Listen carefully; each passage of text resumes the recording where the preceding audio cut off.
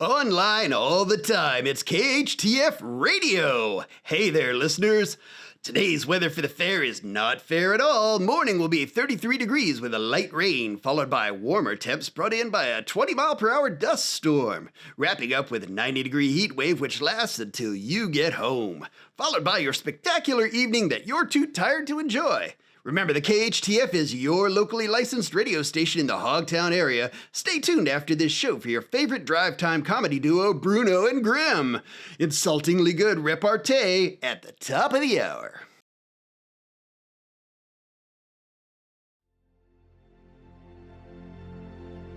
Thieves Guild Productions proudly presents The Blade's Blessing, written by Jason Chambers and Milo Brooks. John Denton as the Earl King, Catherine Hanshoe as the Dark Fae, Kelsey Wood as Morgana, Demetria McBride as Bridget, Brian Smith as Arthur, Carrie Hanshoe as Guinevere, and Fenrir Palmer as Lancelot.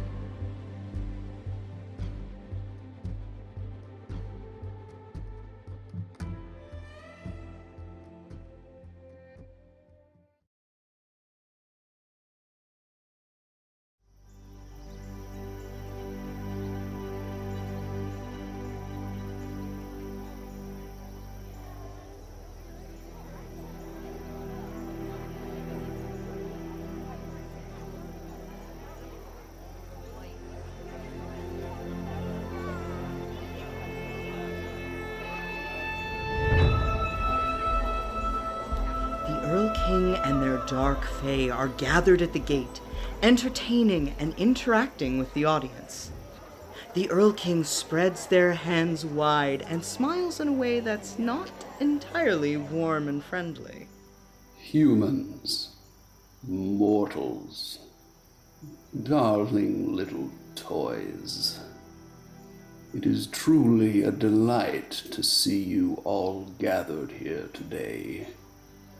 I hope you understand the very great privilege you have been granted this morning. It is not every day that the Fae travel from our native shores of Annan to journey amidst the dust and quagmire of your quaint lands. Time here does weigh so drearily upon our shoulders, and under normal circumstances we would not tarry here. It's entirely the wrong season for the wild hunt, after all, and that is another thing you should feel grateful for. I am the Earl King. You humans have many names for me. The King of Elves. The Elder King. But today I will accept your majesty. We have been summoned here from the magic realms to your little festival at the behest of a would-be mortal queen. She has promised me something truly tantalizing in return. Children? Not today, sadly. We've business to attend to. The Earl King looks out over the crowd. They select one child and point at them. Maybe that one. Make way for the Lady Morgana, daughter of Igraine and Glorious, and heir to Camelot. Heir of Camelot? Why, whatever has become of the old dragon Uther? Morgana and her retinue of dark knights appear. Dead. Poisoned by some of the very people he sought to conquer. The Earl King holds up a hand to silence them. This is indeed pleasing news, but the last I heard, his heir was a princeling, not you. This is why I summoned you here. His son Arthur has built a court and is trying to ascend the throne. There will be a new Pendragon in Camelot. What do we care? Human problems are for humans. This whole trip was a waste. We should return to the unseen realm. I say we take some children. Road snacks.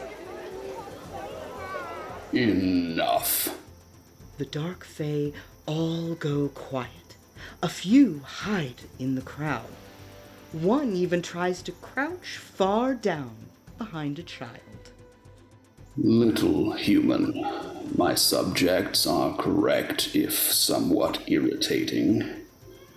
What do the elves of Anon care for the politics of mortals? Merlin has sent Arthur here to receive a magic sword to bless his new reign. A Fae sword. He'll become more powerful and terrible than his father in a very short time if he is permitted to claim it. I've heard stories about what Uther did to your people. Do you want a greater power taking his place? I know all too well what a Pendragon is capable of. Uther destroyed my family. If Arthur is allowed to take the throne, we are all in danger. You wish to form an alliance. Well, You have courage. Take care it does not become stupidity. Very well, you have your alliance. We shall meet at the sword's bequeathing ceremony and make our displeasure known. I overheard they will meet at the noon hour. Very well. Away, my fairies. We have much to prepare for. They turn to the audience. I extend an invitation to you, one and all, to join us for our little surprise party. I do so love an audience. They gesture towards the gate guards. Guards, open these gates that these mortals may take part in the day's revels. I hear the fine musicians already. Please open the gates. The fae and dark knights all slip through and mingle with the crowd waiting.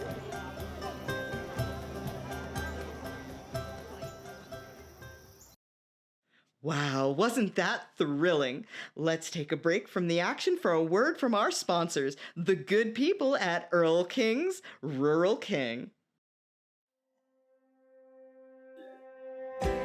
Hey, my name's Earl King, and I'm here to tell you about my after Beltane sales here at Earl King's Rural King. All alder, ash, hawthorn, and yew, stakes, planks, implements, instruments, bits, baubles, talismans, and trinkets, 25% off. Selkie Sal for the shiniest coat of your life. Be the talk of the Hebrides, 30% off. Changeling poultice calms them down, keeps them happy. Human parents won't know the difference, 10% off. There's so much more to say, it would take the whole summer. Ask our staff about court benefits, including on-call iron disposal and Elysian dispersal to keep your sheed free of interlopers. These prices can't last till Simane, so come on now. Earl King's Rural King, Earl King's Rural King. I'll say it until you hear it. 6 secret locations, knock twice to find us. It's a war on prices, and nobody beats the king, guaranteed.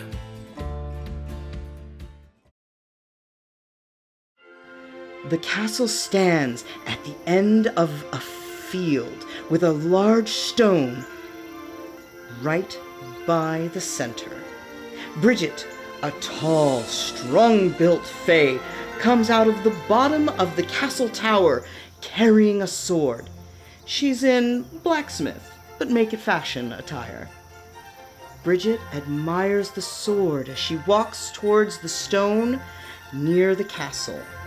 She stops at the stone and looks up at the crowd, pleased.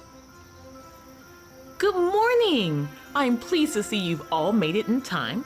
Please allow me to introduce myself. I am Bridget, Queen of Fire, Lady of Craft, Goddess of Invention. I have been hard at work and the time has come. May I present my finest work? Bridget brandishes the sword.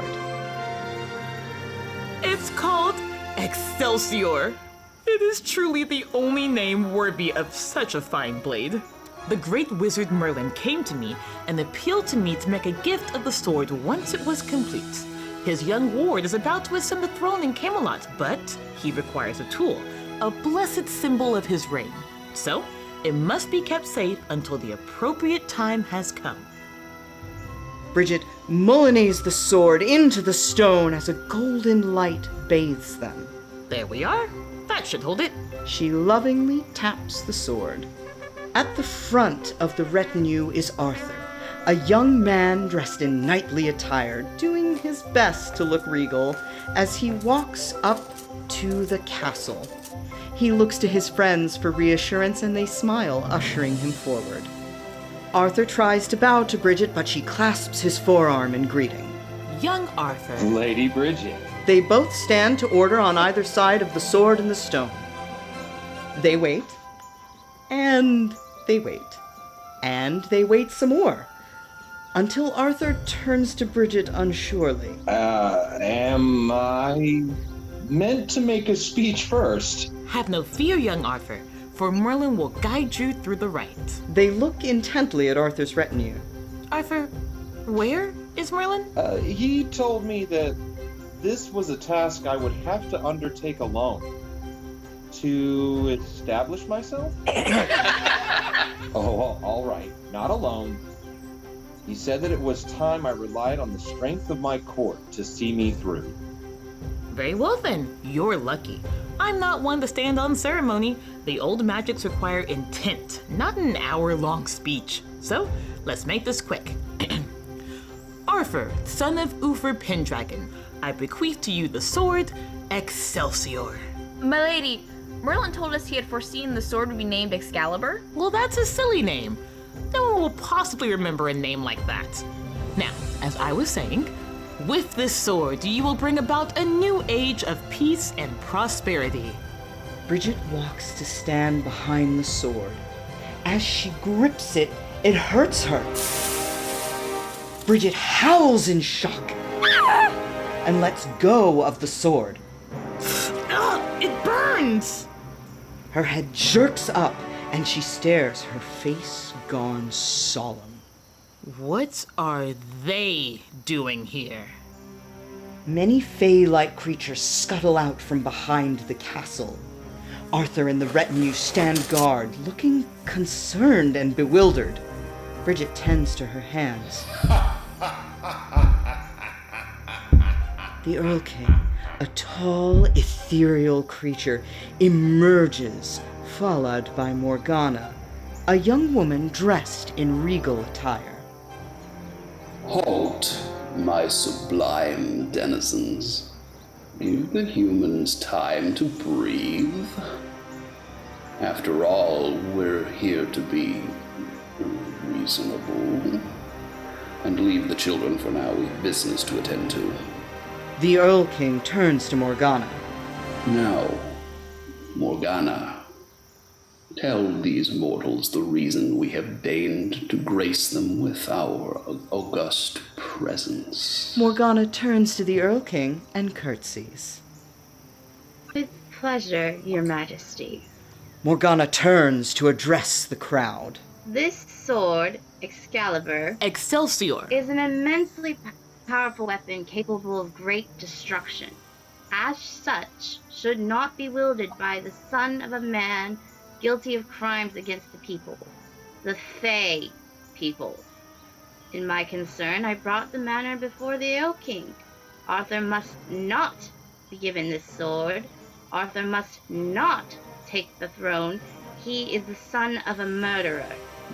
The apple never does fall far from the tree.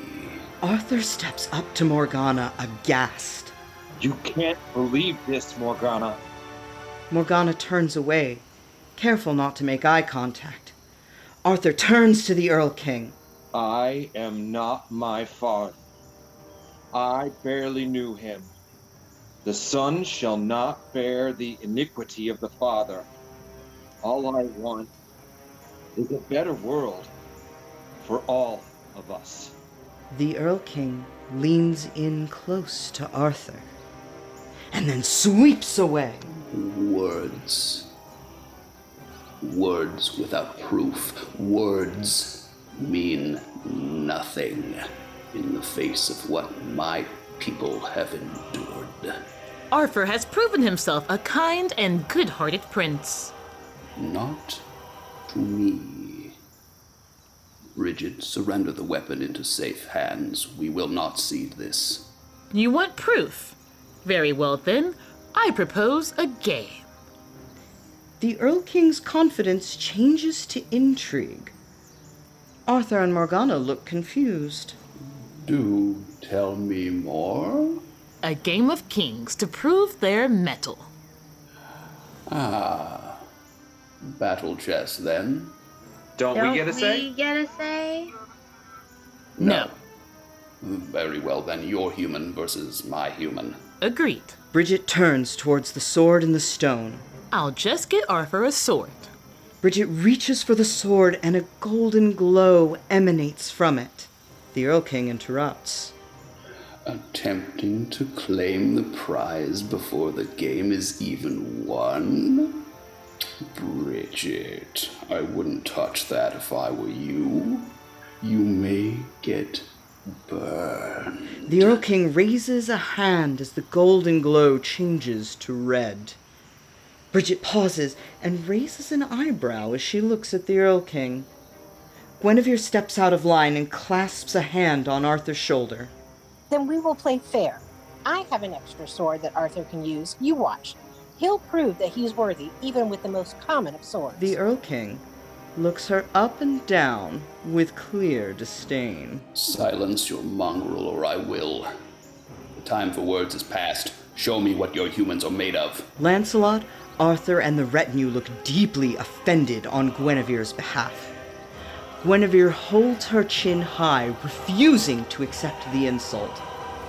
Bridget gives her a look of approval and gestures for her to retrieve the sword for Arthur. The chessboard continues until the final fight for Arthur. Arthur takes a great hit, but gets back up.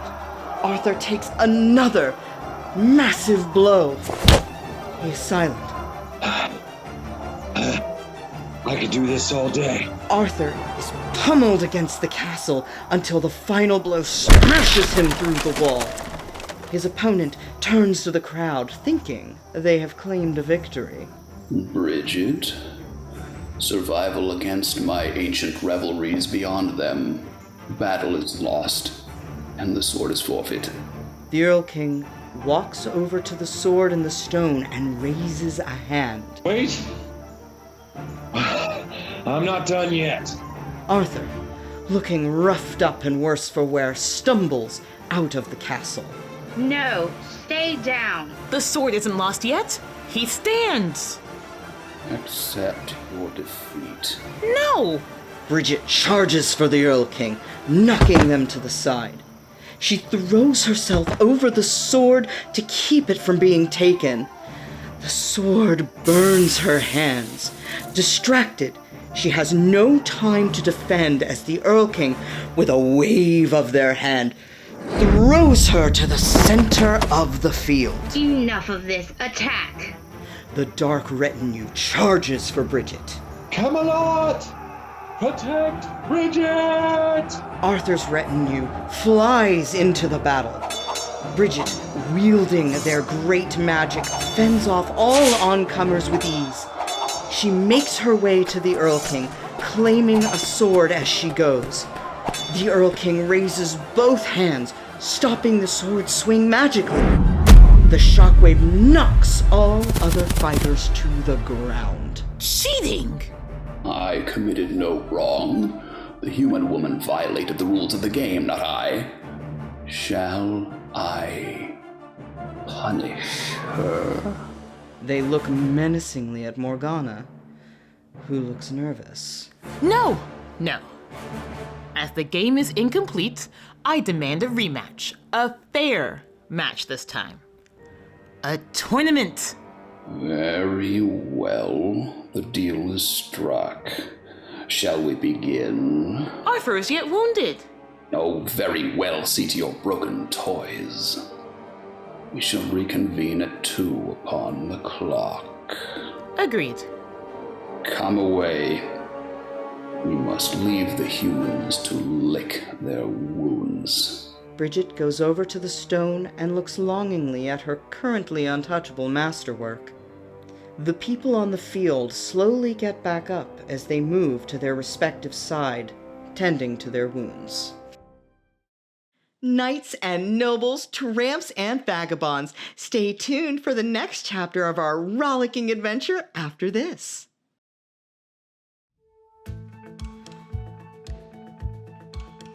Are yous being oppressed by local villagers?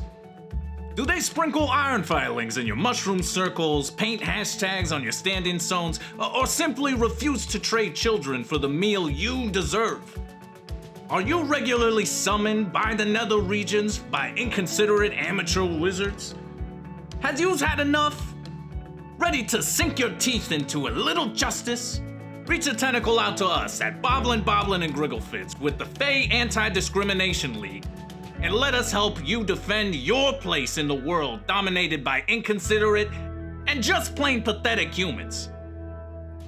Stand up for your rights, your lefts, and your other rights. Don't put up with unfair treatment when yous offer to help with the human population control. Visit us at the Fae Anti-Discrimination League. We love you, horns and all. Did you get a dragon for Christmas? Is it eating a lot and growing bigger every week? Is it going to get too big for your castle and you don't know just what to do? Rehoming dragons is easy. Put out a call to Dragon Dan. He's got a dragon farm and temporarily closed petting zoo. Dragon Dan knows what to do. He'll feed them several kinds of coal. He'll make them toys like armored knights. He'll see that each one's spayed and neutered to help them keep their fires bright. Dragon Dan is a no-kill dragon shelter with plenty of adoption opportunities for loving people in the Hoggetowne area. This week's featured adoption is Mabs, a cute little 4-ton red with a lively personality looking for a castle to burn down to call her own. Come see her at Dragon Dan's today!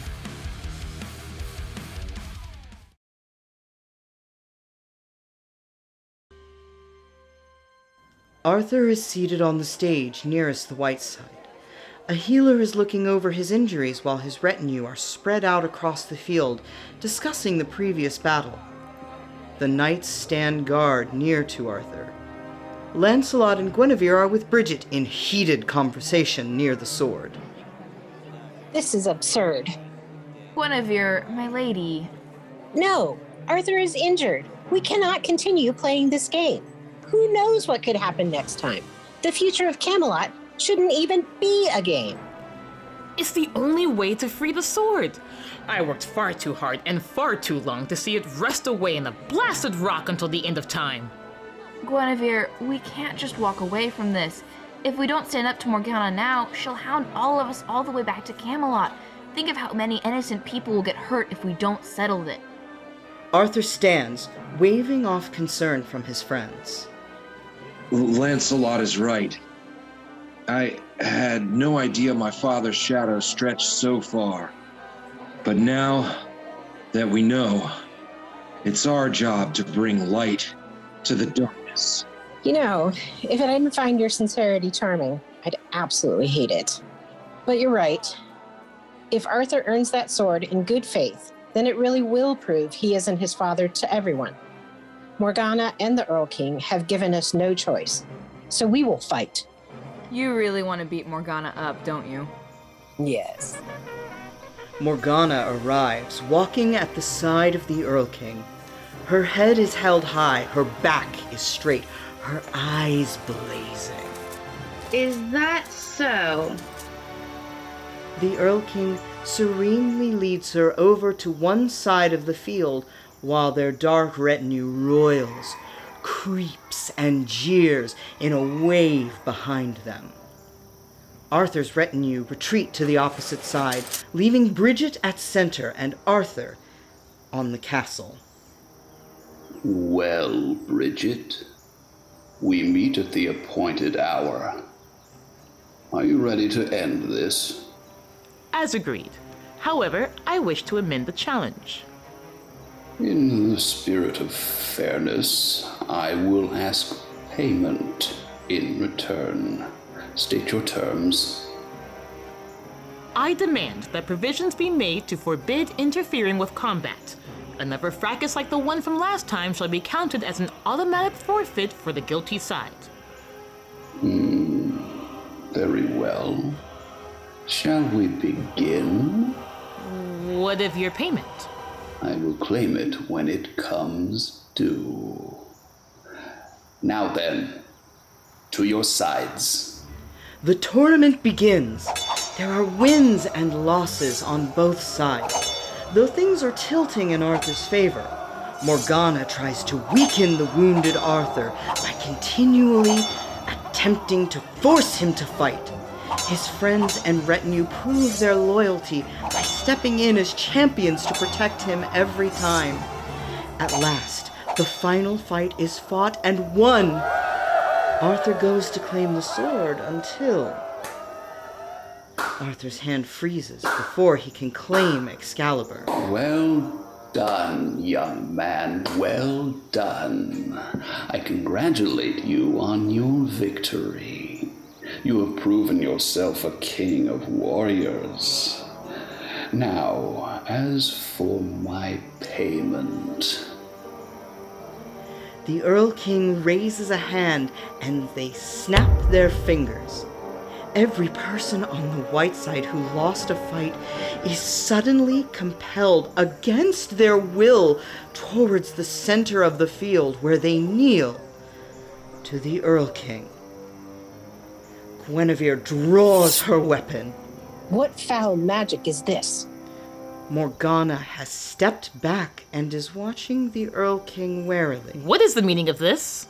Payment came due.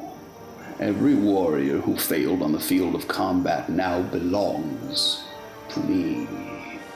A small price to pay for a magical sword, would you not say, young king? My congratulations to you on your reign. Do invite me to your coronation. The Earl King bows in a mockingly humble manner before sweeping to leave, pulling Morgana to join them. Dark Fae surge forward to claim the losers and drag them away. Arthur stands with his hand still held out to the sword. He looks to his people, then to the sword, then to Bridget. He pulls his hand away from the sword as if burned and charges up to the castle. Wait! I challenge you to a game. One last game. The Earl King pauses and smiles. Lancelot and Guinevere run up to stand on either side of Arthur. What are you doing? I can't abandon those people. They were fighting for me. I have to fight for them. I challenge you to one more game. If my side wins, then we get the sword and you release our people. If you win... If I win? If you win, you get the sword and me. Bridget steps forward, looking at Arthur in concern. Don't I get a say in this? No. Very well then, I will magnanimously grant you one final game. Winner take all. Don't be late. And you, don't fail me. Morgana is swept along with the Earl King's people as they depart the chessboard with great pomp. Arthur's friends and teammates rush to his side. Good people, please meet us here one final time at 4 upon the clock for the final stand of Arthur and the final battle for the sword Excalibur. Oh, whatever. What happens next? Who will claim the sword in the final game? Who will survive and what will be left of them? Find out in our exciting conclusion after this public service announcement. Have you experienced the dust of Hoggetowne? Itchy, watery eyes, a nose overflowing with black mucus. You're not alone. There are many people who suffer just like you, but today, there's hope. Rehearsal by Jakers Pharmaceuticals, a probably safe and revolutionary treatment for the airborne challenges of an outdoor fair. Common road dust, dried hay, and horse poop? Those strange emanations from the SCA tent and similar pollutants are a thing of the past. Ask your apothecary about rehearsal today.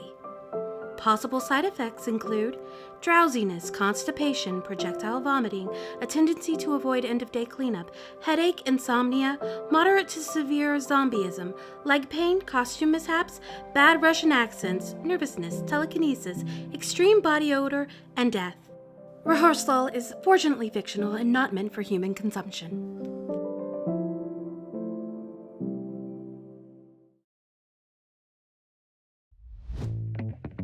Hey, are forces of good just not good enough? Do you need help defeating Evil Queen and her horde of minions? Got castle that needs demolishing very, very slowly? Have we got options for you? Greyside Catapult Rentals offers latest in very short range offensive weaponry to turn an embarrassing defeat into questionable victory. Try our new Iron Wheel Mark III, featured recently in almost certainly damaging of castle in Hertfordshire. Or GSCR's old reliable Upchucker 2 with the new GPP feature. Come on down to Greyside Catapult Rentals and let us help you chuck the competition.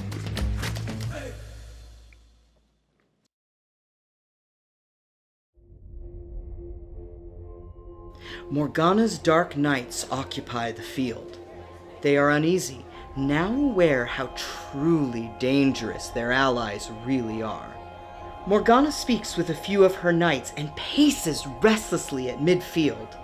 I do not understand it. She stops pacing, addressing her knights and the crowd. He had victory in his grasp. Arthur won, and he could have taken the sword and pranced all the way back to Camelot with it, and his merry band of hedge-born idiots, to keep living his privileged little life. So why did he throw it all away? For a handful of rabble? His father would never have done something so. His father would have never.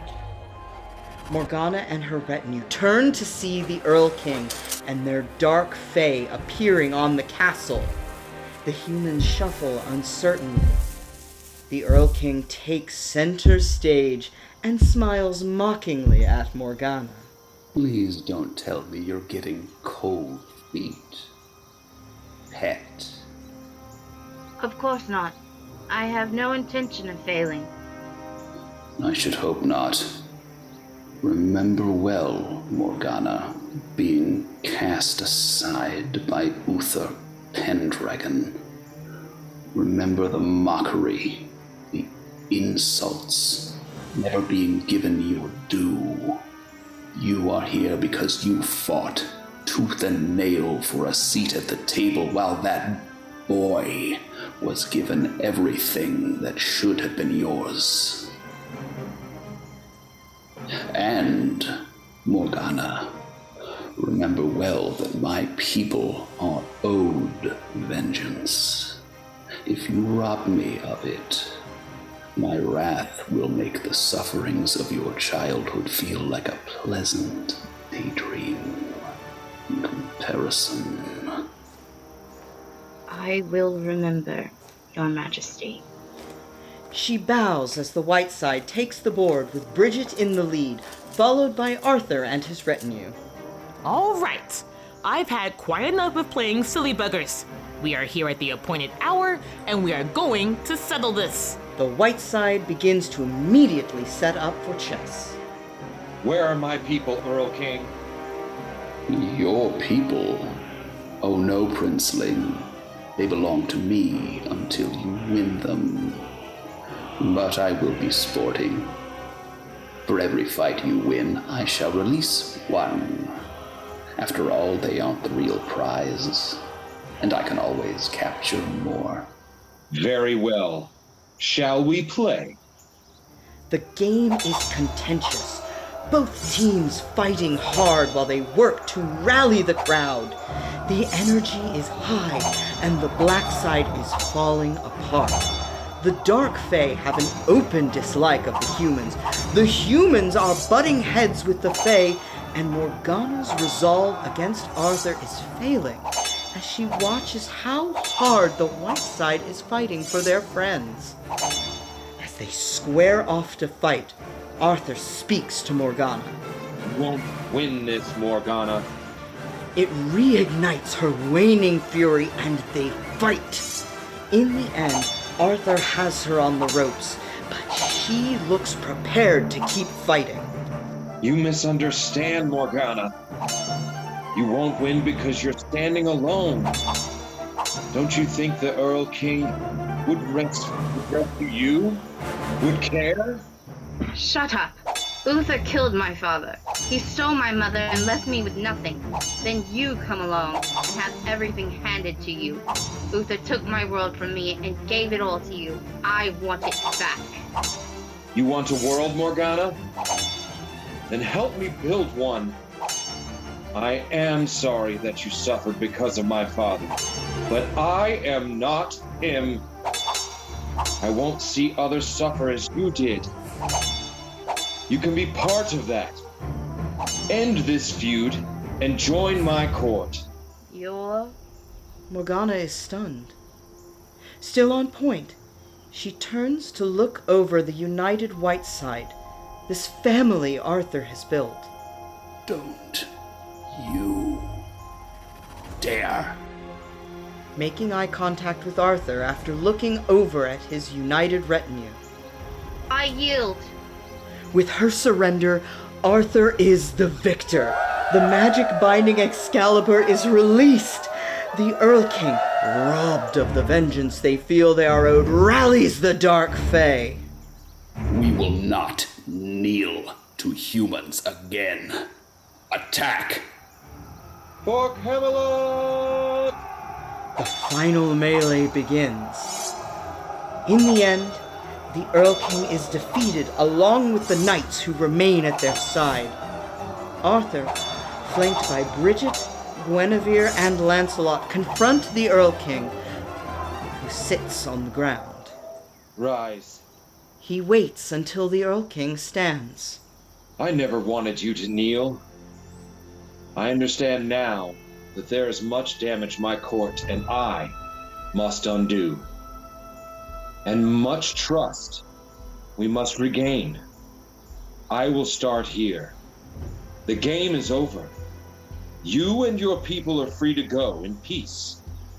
If you swear a binding oath here and now that you will harm no one at Hoggetowne for as long as you remain. Amnesty. Amnesty. We will be watching you, young king. You will see great things. Long live the king. The white side repeats the call, "Long live the king," as the black side retreats away. Morgana and Bridget join in the call as the day is won and peace returns to the land once more.